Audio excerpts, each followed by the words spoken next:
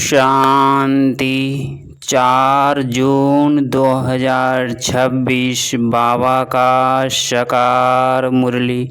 मीठे बच्चे, तुम प्रलौकिक बाप को यथार्थ रीति जानते हो, इसीलिए तुम्हें ही सच्चे प्रीत बुद्धि वह आस्तिक कहेंगे। प्रश्न: बाप के किस कर्तव्य से सिद्ध होता है कि वह भक्तों का रक्षक है? सब भक्तों का रावण की जेल से छुड़ाना, इंसॉल्वेंट से सॉल्वेंट बनाना, यह एक बाप का ही कर्तव्य है। जो पुराने भक्त हैं उन्हें ब्राह्मण बनाकर देवता बना देना, यही उसकी रक्षा है। भक्तों का रक्षक आया है अपने सभी भक्तों का मुक्ति, जीवन मुक्ति देने।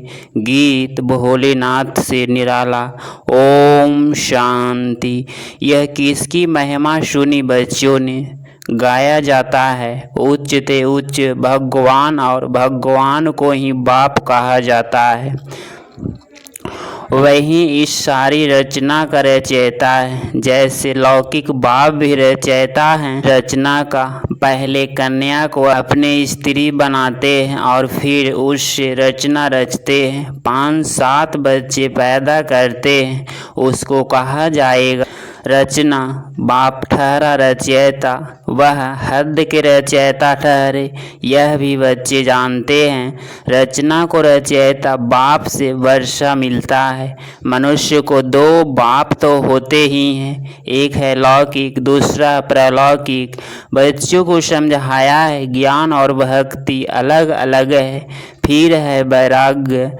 इस समय तुम बच्चे संगम पर बैठे हो और बाकी सब कलयुग में बैठे हुए हैं, तो सब बच्चे, परंतु तुमने बेहद का बाप को जाना है, जो सारी रचना का रचयिता है। लौकिक बाप होते भी लौकिक बाप को याद करते हैं। सतयुग में लौकिक बाप होते, प्रलौकिक बाप को कोई याद नहीं करते, क्योंकि है ही सुखधाम।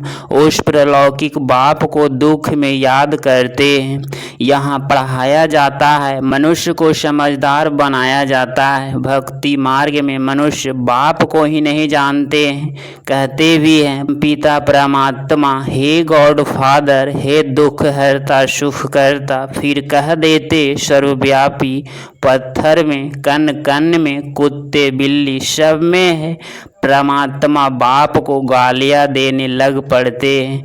तुम बाप के बने हो तो तुम हो गए आस्तिक। तुम्हारी बाप के साथ प्रीत बुद्धि है, बाकी सब की बाप के साथ विपरीत बुद्धि है।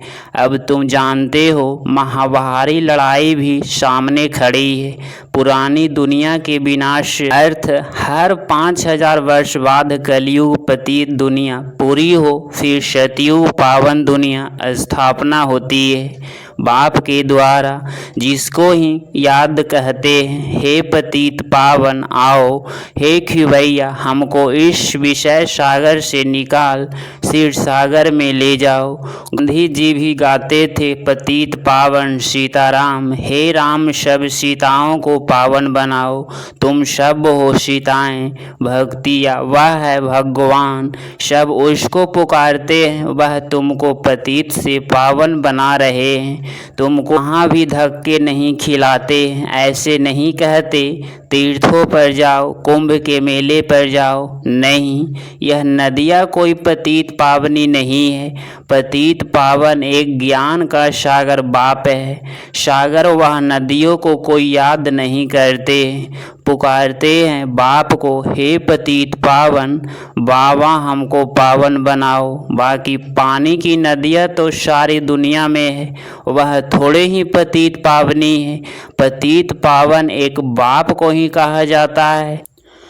वह जब आए तब आकर पावन बनाए। भारत ही महिमा बहुत भारी है। भारत सब धर्मों का तीर्थ स्थान है। शिव जयंती भी यहाँ मनाई जाती है। सतयुग तो है पावन दुनिया, उसमें देवी देवता रहते हैं। देवताओं की महिमा गाई जाती है। सर्वगुण संपन्न 16 कला संपूर्ण चंद्रवंशियों को 14 कला कहेंगे। फिर सीढ़ी नीचे उतरते हैं। हैं। बाप आकर सेकंड में सीढ़ी चढ़ाए शांति धाम सुख धाम में ले जाते हैं।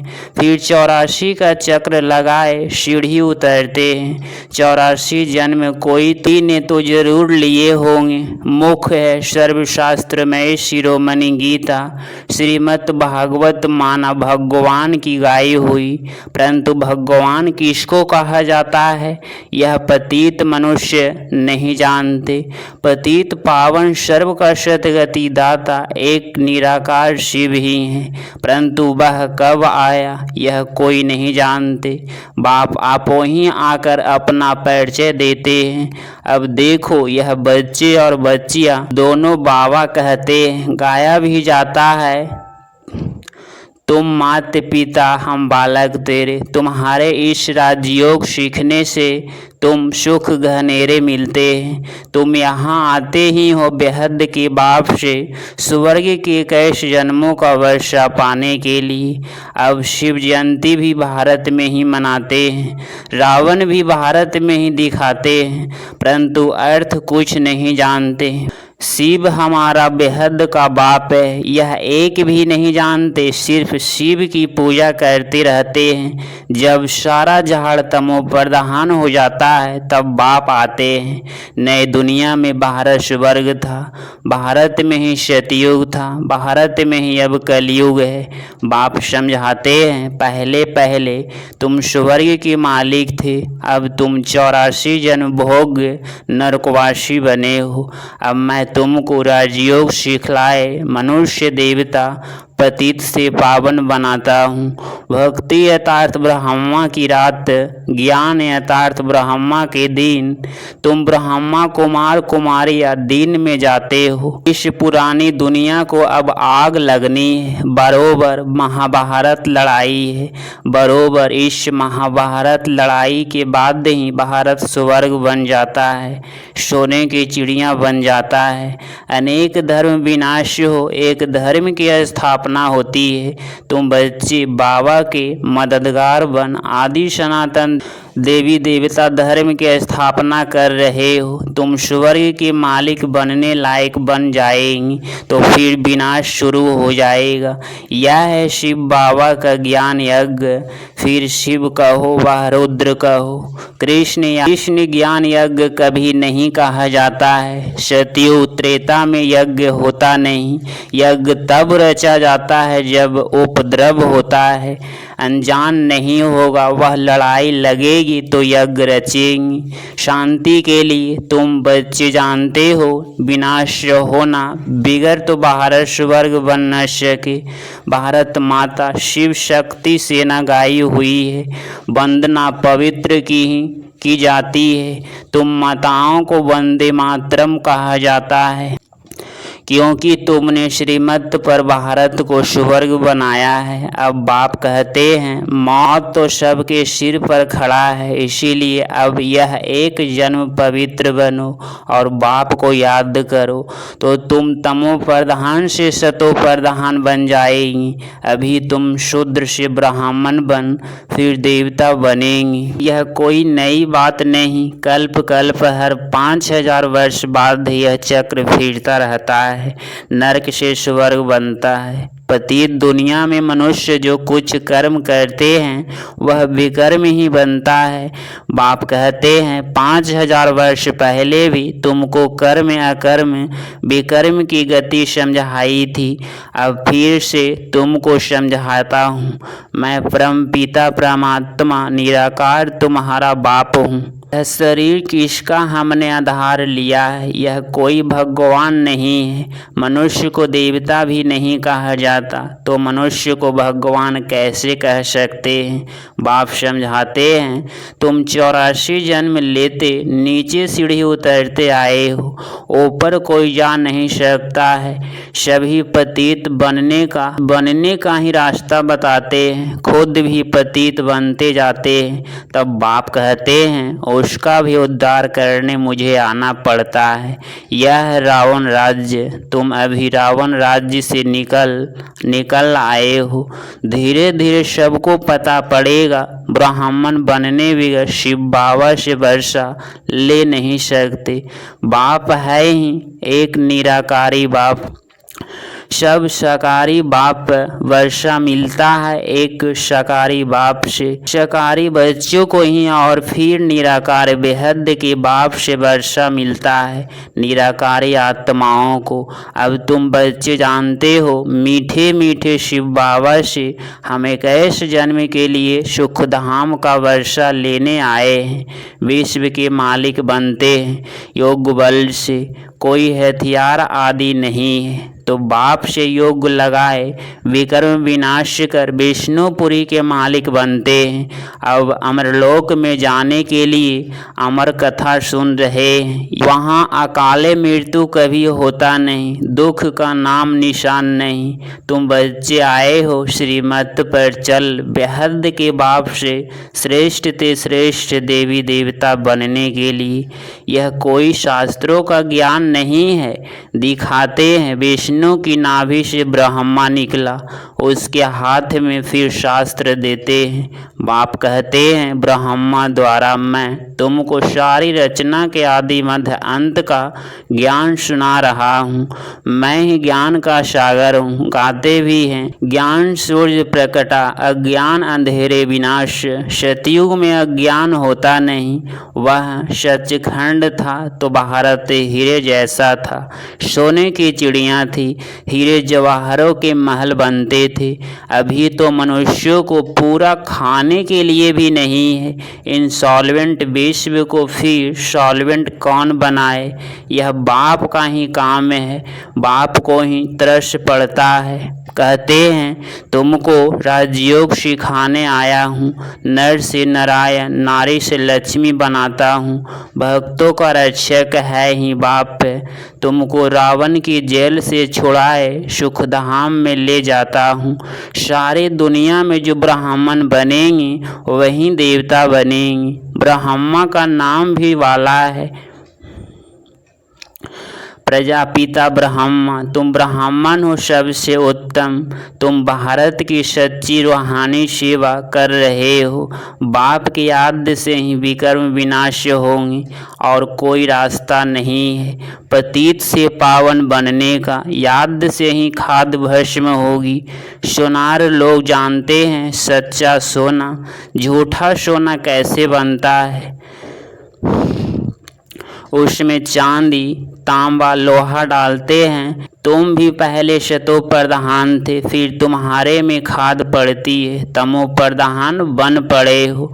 अभी फिर शतो प्रधान बनना पड़े तब सतयुग में जा सकेंगे। बाप कहते हैं कोई भी देहधारी को याद नहीं करो। गृहस्थ व्यवहार में रहते एक बाप के सिवाय और कोई को याद नहीं करो। स्वर्गपुरी के मालिक बन जाएंगे। स्वर्ग अथवा विष्णुपुरी थी, अब रावणपुरी है, फिर विष्णुपुरी बनेगी जरूर। साधु संत आदि सबका उद्धार करने आता हूँ। तब भी कहा जाता है यदा यदा है धर्मस्यते। यह भारत की ही बात है। सर्व का शतगति दाता मैं एक बाप शिव हूँ। शिव रुद्र सब उसके ही नाम में है, अतः नाम रख दिए हैं। बाप कहते हैं मेरा असली नाम तो एक ही है शिव, मैं शिव हूँ। तुम शालिग्राम बच्चे हो, तुम आधा कल्प देह अभिमान रहे हो, अब देही अभिमानी बनो। एक बाप को जानने से बाप द्वारा तुम सब कुछ जान जाते हो, मास्टर ज्ञान सागर बन जाते हो। अच्छा, मीठे मीठे शिकलधे बच्चों प्रति माता पिता बाप दादा का याद प्यार और गुड मॉर्निंग। रूहानी बाप की रूहानी बच्चों को नमस्ते नमस्ते। धारणा के लिए मोक्षार पॉइंट नंबर 1, श्रीमत पर चलकर श्रेष्ठ ते श्रेष्ठ देवता बनना है। सारे विश्व की सच्ची सच्ची रूहानी सेवा करनी है। आदि सनातन देवी देवता धर्म की स्थापना में बाप का पूरा मददगार बनना है। पॉइंट नंबर 2, आत्मा को सच्चा सोना बनाने के लिए एक बाप के सिवाय किसी भी देहधारी को याद नहीं करना है। प्रलौकिक बाप से सच्ची सच्ची प्रीत रखनी है। 4 जून 2026 का वरदान आत्मिक उन्नति के साधन द्वारा सर्व परिस्थितियों पर विजय प्राप्त करने वाले अकाल मूर्त भव। स्पष्टीकरण, जैसे शरीर निर्वाह के लिए अनेक साधन अपनाते हो, ऐसे आत्मिक उन्नति के लिए साधन अपनाओ। इसके लिए सदल मूर्त स्थिति में स्थित होने का अभ्यास करो। जो स्वयं को अकाल मूर्त आत्मा समझकर चलते हैं, वह अकाल मृत्यु से, अकाल से, सर्व समस्याओं से बच जाते हैं। मानसिक चिंताएं, मानसिक परिस्थितियों को हटाने के लिए सिर्फ अपने पुराने शरीर के बहानों को हटाते जाओ। स्लोगन, कोई भी बात जो बार बार फील करता है वह फाइनल में फेल हो जाता है। मातेश्वरी जी के अनमोल महावाक्य। मनुष्य साक्षात्कार में कैसे जाते हैं? यह जो साक्षात्कार में जाना होता है तो इसकी फिलॉसफी भी बहुत महीन है। यह अंतवाहक शरीर से जाकर घूम आते हैं। जैसे कोई बाहर घूमने जाता है ना, तो ऐसे नहीं घूमने गया तो मरा। वो घूम कर फिर वापस लौट कर आएगा ना, तो वह भी आत्मा इस बॉडी से निकल अंतवाहक शरीर से सैर करने जाती है। थोड़े समय के लिए इसकी आत्मा उड़ती पक्षी है। यह भी परमात्मा का काम है, जो उनकी रस्सी को कैच दिव्य दृष्टि से उनको साक्षात्कार कराता है। जैसे रात को हम जब शरीर से न्यारे आत्मा हो सुख पथ अथवा स्वप्न की अवस्था में चले जाते हैं, तो उसी समय शरीर शांत है तो देह और देह के धर्म भूल जाते। परंतु ऐसे नहीं, कोई शरीर मर गया फिर जब जागृत में आते हैं के सपने की अवस्था को वर्णन कर सुनाते हैं। वैसे परमात्मा के साथ योग लगाने से परमात्मा फिर दिव्य दृष्टि से आत्मा को सैर कराते हैं। फिर जब ध्यान से उठते हैं तो वो देखा हुआ साक्षात्कार फिर वर्णन कर सुनाते हैं कि हम यह देख कर आए तो वह स्वप्न तमोगुण भी होता है। यह ध्यान फिर सतोगुण अवस्था है। तो ध्यान में कोई शरीर मरता नहीं है, मगर शरीर की वासना गुम हो जाती है। जैसे क्लोरोफॉर्म देने से शरीर की शुद्ध बुद्ध भूल जाती है। देखो, डॉक्टर जब कोई अंग को डेड करते हैं तो इंजेक्शन लगाकर डेड कर देते हैं, परंतु कोई इंद्रियां तो चलती है। तो ध्यान भी इसी तरह से है कि आत्मा कोई उड़कर सैर कर आती है, परंतु शरीर मर नहीं जाता। अब यह रस्सी खींचने की स्मृति भी परमात्मा में है, न कि मनुष्य आत्मा में। अच्छा, ओम शांति। ये अव्यक्ति सारे सदा हर्षित रहने के लिए अपनी नेचर को सरल बनाओ, सहनशील बनो। सदा हर्षित रहने वालों का यादगार विष्णु के रूप में दिखाया है। विष्णु क्षीर सागर में आराम से लेटा हुआ ज्ञान का सिमरन कर हर्षित हो रहा है। तो हर्षित रहने का साधन है ज्ञान का सिमरन। जो जितना ज्ञान का सिमरन करते हैं वह उतना ही हर्षित रहते हैं। कोई भी परिस्थिति उनके हिम्मत, उमंग, उल्लास को कम नहीं कर सकती। वे सहनशील की शक्ति से हर परिस्थिति को सहज पार कर लेते हैं। अगर आप इस चैनल पर डेली मुरली क्लास सुन रहे हैं तो चैनल को प्लीज़ सब्सक्राइब करें और नोटिफिकेशन ऑल पे क्लिक करें। मिलते हैं अगली मुरली क्लास में। ओम शांति, ओम शांति।